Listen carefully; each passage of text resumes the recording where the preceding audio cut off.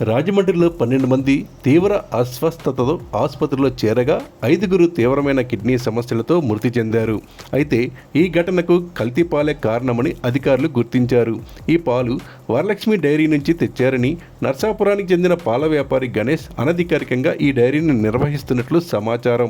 డైరీలో శీతలీకరణ యంత్రంలో కూలెంట్గా ఉపయోగించిన ఎథిలిన్ గ్లైకాల్ లీక్ అయ్యి పాలల్లో కలవడం వల్ల ఈ ప్రమాదం చోటు చేసుకుందని దర్యాప్తులో తేలింది.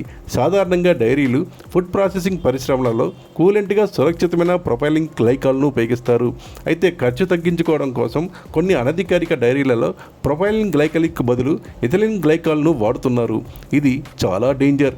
రాజమహేంద్రవరంలోని వరలక్ష్మి డైరీలో కూడా ఇదే రసాయనాన్ని ఉపయోగించినట్లు తెలుస్తోంది.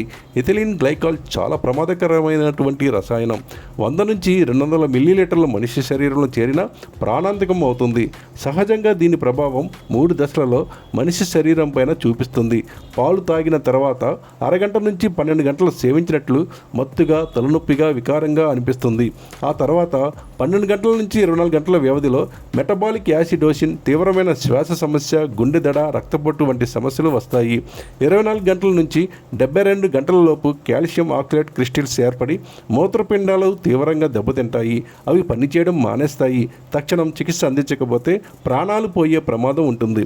ఇక అటువంటి ఎథిలిన్ గ్లైకాల్ తీయగా ఉంటుంది.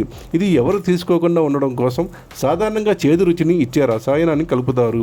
బాధితులలో కొందరు జనవరి 16 నుంచి వచ్చిన పాలు చేదుగా ఉన్నాయని చెప్పడంతో డైరీలో కూలెంట్ లీక్ అయ్యిందన్న అభిప్రాయం అధికారులకు వచ్చింది. ఇక అదే ఈ కేసులో నిజమైంది.